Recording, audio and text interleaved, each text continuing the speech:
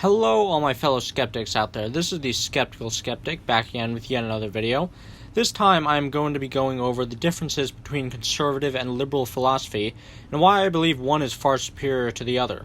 A bit of a simple topic, I know, but I felt that I should get my opinion out there and make it as clear as possible. So let's just get to it. I am an American, and I don't know if this is the case in other countries, but in America there seems to be a very strange demonization of the word liberal. I mean, has anybody ever noticed this? I mean, of course, in this age of hyper-partisan political division, there is hate for pretty much any political group coming from multiple sides, but for some reason the word liberal in particular just seems to carry a very negative connotation. Outside of a few environments like college campuses, I've noticed that the word conservative usually just seems to carry a lot more respect, like, oh, you're a conservative?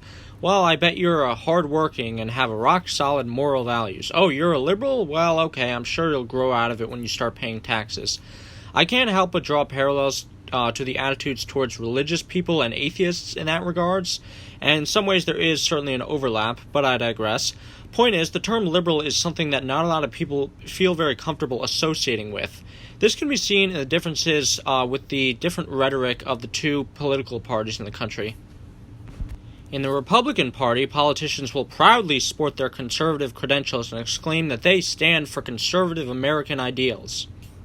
Whereas in the Democratic Party, politicians will kind of shrink away from their label, and a lot of them will try to come off as more moderate. You won't hear a lot of them saying, I stand for liberal values and reject conservative ones. I actually saw a clip once of one Democrat saying that House Speaker Nancy Pelosi protects Democrats from more liberal ideas within the party, as if it was some kind of good thing. So why is this? Why do so many people have an aversion to the term liberal? There's actually this popular joke that goes something like this: conservatives and leftists stand united in their hatred of liberals. Well, as a self-described liberal myself, I'm going to try to explain why the word liberal really shouldn't carry any negative connotations whatsoever, while conservative is something that people should be ashamed to call themselves. The first and most important thing we have to do is look at what the actual definitions of conservative and liberal are, because the actual meaning of words just seems to get lost in modern society. Which is why a lot of people are under the impression that a liberal is a whiny SJW who contributes nothing to society and thinks that everything is racist. You can pick out a lot of examples in society of words and terms just completely losing their meaning over time. Like, for example, cancel culture, which originally described a situation where a person lost their job or was removed from a project or opportunity for their personal beliefs or behavior. Now, apparently, it just means that someone got mad at you for something on Twitter, which, by the way, would mean that literally everyone on Earth has been canceled. Except for chads like me who don't actually have Twitter. So, looking at the definitions, what does the word liberal actually mean? Well, if we look at the standard dictionary definitions, here's what we find. First definition: favorable to progress or reform, as in political or religious affairs. Ah, so scandalous. I, for one, would prefer we never reform American government. It should remain under the control of megadonors and large corporations until the end of time. Second definition: noting or pertaining to a political party advocating measures of progressive political reform. Third definition: of, pertaining to, or advocating liberalism, especially the freedom of the individual and government guarantees of individual rights and liberties. Freedom? Individual rights? Ha! Ridiculous. Stupid liberals. Why would anyone ever care about those things? Fourth definition: favorable to or in accord with concepts of maximum individual freedom possible, especially as guaranteed by law and secured by government protection of civil liberties. Fifth definition: favoring or permitting freedom of action, especially with respect to matters of personal beliefs or expression. But if you allow freedom of expression in America, that would mean that people would be able to do things like, burning the American flag without going to jail for an entire year. Ha! Checkmate, liberals. Sixth definition: of or relating to representational forms of government rather than aristocracies or monarchies. Who cares about democracy? If we let free and open elections take place, then the Trump dynasty will wither away. Seventh definition: free from prejudice or bigotry. Tolerant. Oh, liberals, when will you learn? Bigotry is one of the great American values. Without it, who are we as a nation? Eighth definition: open-minded or tolerant, especially free of or not bound by traditional or conventional ideas, values, etc. Ninth definition: characterized by generosity and willingness to give in large amounts. Generosity, yeah, right. There's nothing on earth like the feeling of greed. 10th definition: given freely or abundantly, generous. 11th definition, not strict or rigorous, not literal, free.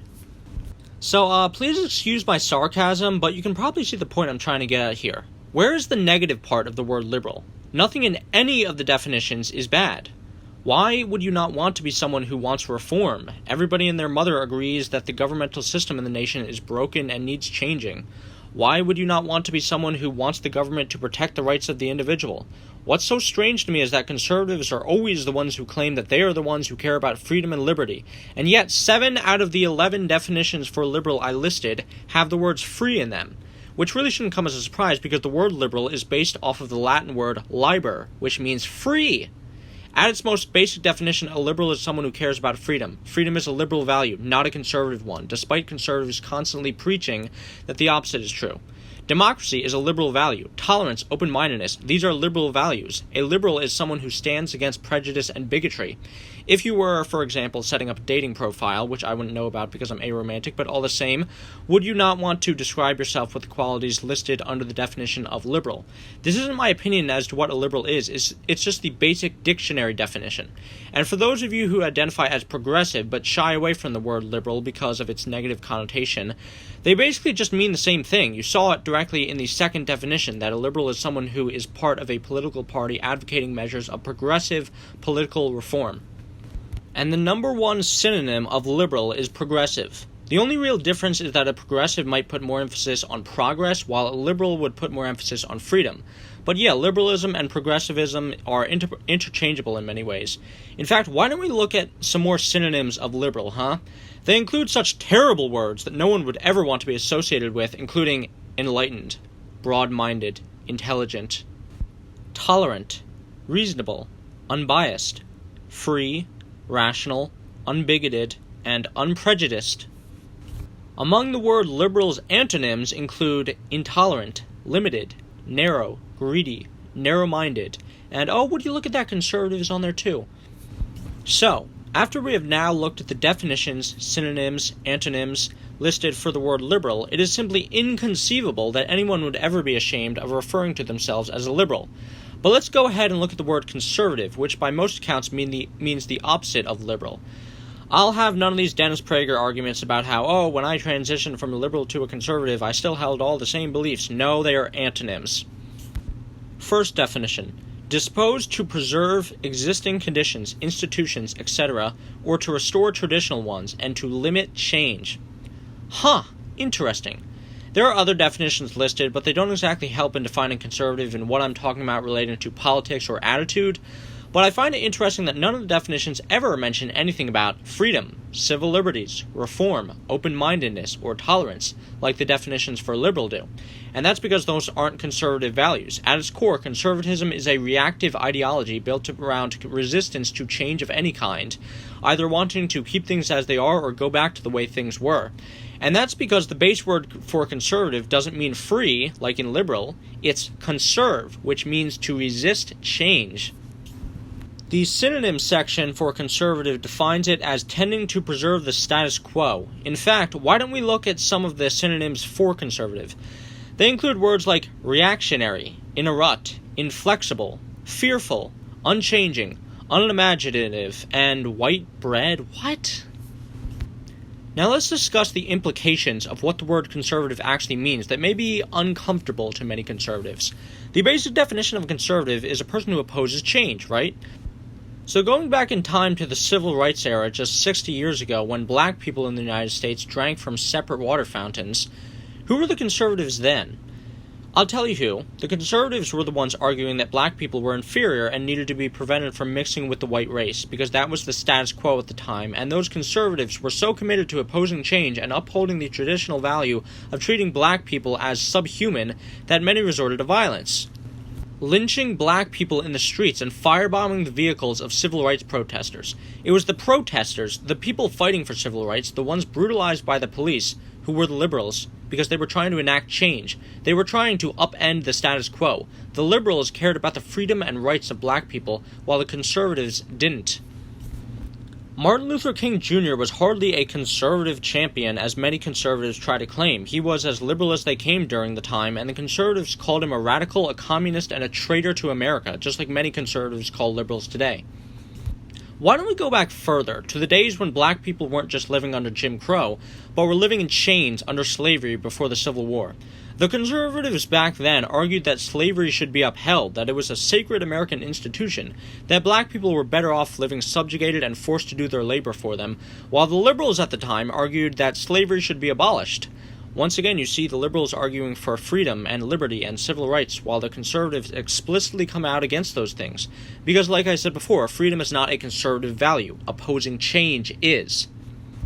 And conservatives back then opposed change so strongly that they were willing to fight a war against their own country that killed hundreds of thousands to prevent slavery from being abolished. In fact, go back even further to the founding of this country. During the Revolutionary War, who were the conservatives at the time? Was it the revolutionaries, the founding fathers, who cried, "Give me liberty or give me death," who condemned monarchy in favor of democracy, who upended the status quo and fought for change and reform? Or were the conservatives the loyalists, the people who wanted to stay a colony of Britain, the one who claimed that things should be kept just as they are? The United States as a nation was born out of liberal thought, and the founding fathers, for their time at least, were liberals who conceived a new nation based around the concept of liberty, aka freedom, the most important liberal value there is. Of course, many of the founding fathers held deeply anti-liberal values. Many owned slaves. Many were prejudiced against the Native Americans and against women and against the poor, which is why I specified that they were liberal for their time. Because you see, the liberals of yesterday are the conservatives of today, because society develops and changes over time, largely for the better if you look at the long era of history. Abraham Lincoln may have overseen a war against slaveholders, but it's not like he saw black people as having equal rights to white people. Take him out of the 1860s and plop him into modern America, and he'd probably say all kinds of racist shit that would be completely out of place by the standards of modern values. It's the same story with Martin Luther King Jr., who had some pretty iffy takes on gay rights back in the day, but if he were born and raised in the modern day, it's almost certain that he would have been a champion of LGBTQ rights due to his liberal philosophy. In fact, you know what? Go back even further in time. You want to know what parts of the Old Testament of the Bible say? They say things like that women caught in adultery should be stoned to death, as should people who pick up sticks on the Sabbath, amongst a lot of other things. But then later in the New Testament, Jesus comes along with much more liberal values and proclaims that traditional laws and rules like those are ridiculous. Jesus upended the status quo and was favorable to progress and reform in religious affairs, and the religious conservatives of his day were so offended that they resorted to violence and had him killed, a common theme when you look at conservatives' interactions with liberals throughout the centuries. And that's what conservatives don't seem to grasp, that their ideology of resisting change and progress to the point of violent unrest at times doesn't make any sense through just a cursory glance of history. It is ridiculous to look at the world and the country as it is now and come away with the conceited idea that this is as good as it's going to get, and we need to preserve everything culturally and institutionally as it is now, or the country will be ruined. As I said before, conservatism is a reactive ideology. Nothing about it is proactive. It doesn't proclaim to want to reform or improve anything. It just looks at change and says bad, bad, bad. The worst conservatives are those who not only want to uphold the status quo, but also restore traditional values. These are the kinds of people who always complain about how America used to be great, but then everything changed when the Fire Nation attacked, and if we just go back to the way things were, then America will be restored and everything will be great again. They usually don't specify what time period they actually want to return to, but one can assume that it's before the Civil Rights Act of 1964 was passed. I simply don't have any respect for an ideology as silly and narrow-minded as conservatism, and it just absolutely cracks me up whenever anyone says that freedom is a conservative value. A brief look at history and definitions and just the origins of words will prove that wrong. That's not to say that conservatives can't care about freedom, but freedom is not a conservative value, because freedom often conflicts with the biggest conservative value of opposing change. And you don't even have to go back that far in history to see this. What was one of the biggest social issues of the 21st century? Gay rights. By the way, just so you know, when I was typing in gay rights on Google for a visual, gay rights Luigi was the first search that came up for whatever reason, I don't know. But I digress. There were some people who believed that there was nothing wrong with those deviant sexualities, and that consenting adults of the same gender should still be allowed to express their love for one another, sexually and legally. And then there were the conservatives who didn't care about freedom and just said gay bad because traditional marriage was only recognized as being between one man and one woman. And who ended up winning that culture war? Well, it was the liberals, of course, as gay marriage was legalized nationwide, and now an overwhelming majority, including many self-described conservatives, don't really have much of a problem with gay people anymore. Which means the conservatives who keep holding on to quote-unquote traditional values about marriage and sexuality, like supposedly ex-gay Catholic Milo Yiannopoulos with his new book, Make America Hate Again, will just appear more and more ridiculous as time goes on, and in 50 years, people, including conservatives, will be looking back on them thinking, people really used to say that shit?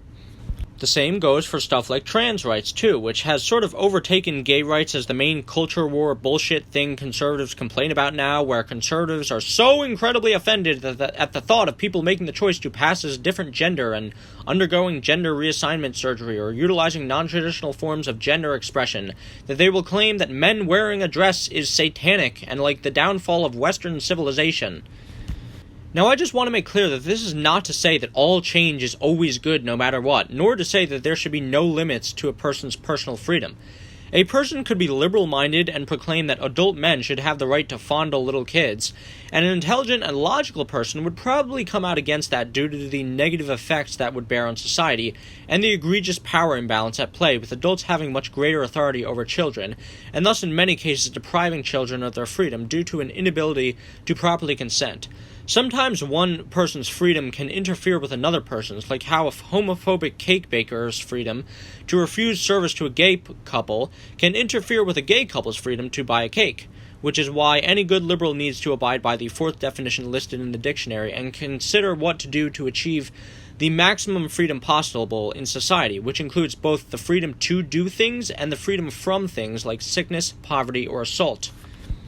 Being required to get vaccinations, for example, does inhibit people's freedom, but by a very minor degree, and an unvaccinated population can result in things like lockdowns, mask mandates, and people getting sick and dying, which are much greater affronts to people's freedom than just getting a shot that hurts a little and has no real negative consequences.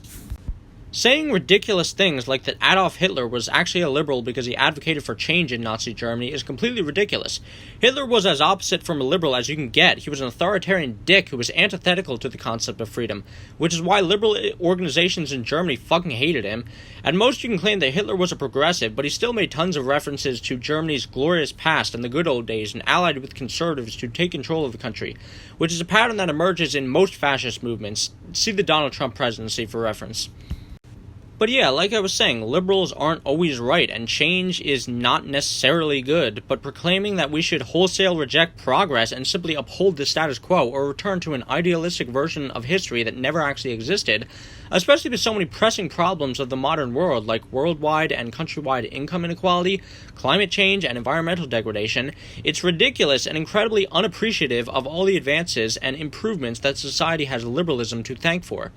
So this again begs the question, why is the word liberal demonized so much in society?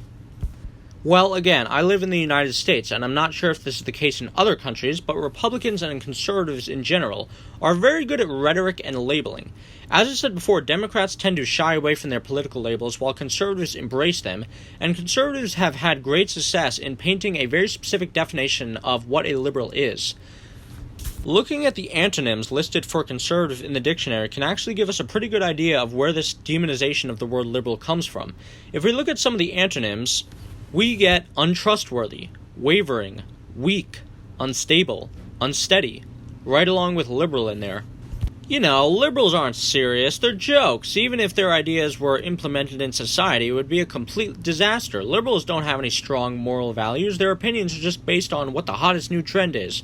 Conservatives, after all, are the bedrock of society. They built the world that liberals do nothing but complain about. Yeah, real nice talking about how you think things should be when you haven't even contributed anything to society in the first place. Conservatism makes what liberalism takes. Of course, what these conservatives don't realize, or at least don't want to divulge, is that all the positive change that has come about through the whole of human history, like the freedoms and liberties they take for granted, have liberalism to thank. Like I said, the conservatives today are the liberals of yesterday, and sadly many people who were liberals when they were younger grow up to become conservatives, warning about how bad things will become if we change any aspect of society, despite having a great many things that they wanted to see changed in society when they were younger. Also, it's complete fucking slander to say that liberals can't have strong moral values and work hard and contribute great value to society.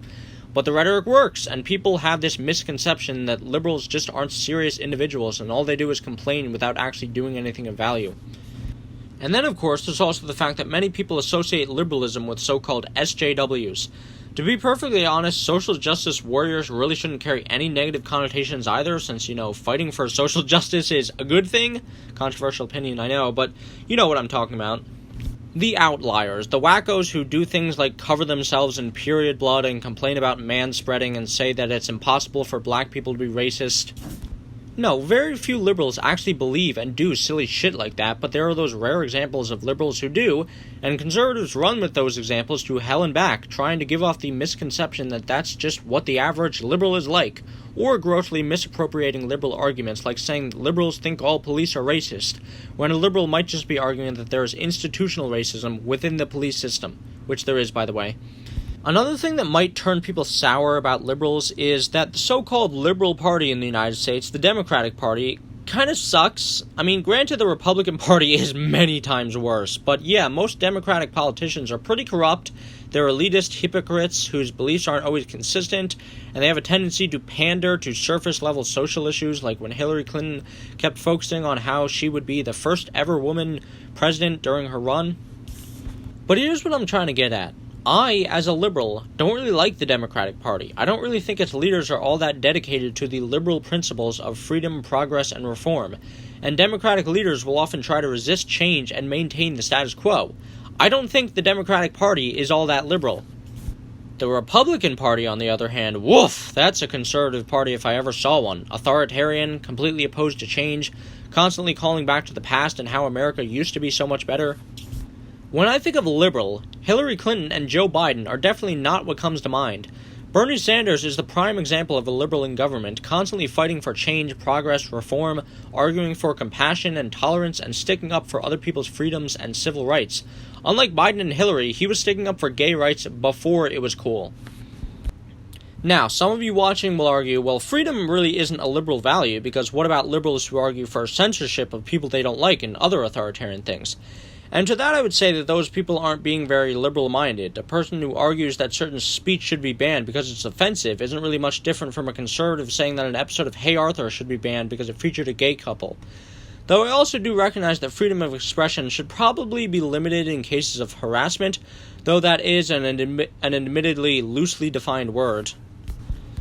A person can identify as a liberal and have conservative stances, and there can be a self-described conservative who can be pretty liberal. I just uploaded a debate with my dad, a self-described conservative, and he and I had a lot of agreements about freedom of speech and societal progress and reform and stuff like that.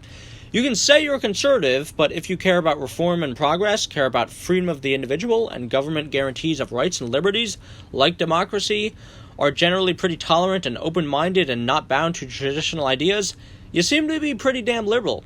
Don't shy away from the label. But more progressive people might also take issue with me calling, Bernie Sanders a liberal before, saying, no, Bernie Sanders is a leftist and a socialist, and yeah, he is, but is there a contradiction?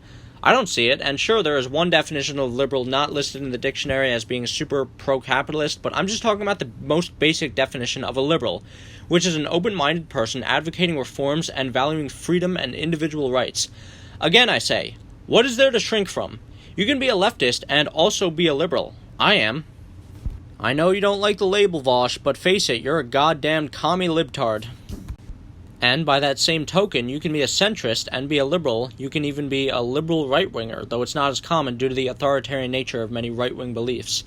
There is not a single negative thing about the word liberal, though. So now that we've gotten to the end of this video, we have to ask, what was the point of me making this video in the first place? Why did I spend 20 plus minutes going on about definitions and historical patterns to try to argue that liberalism is great?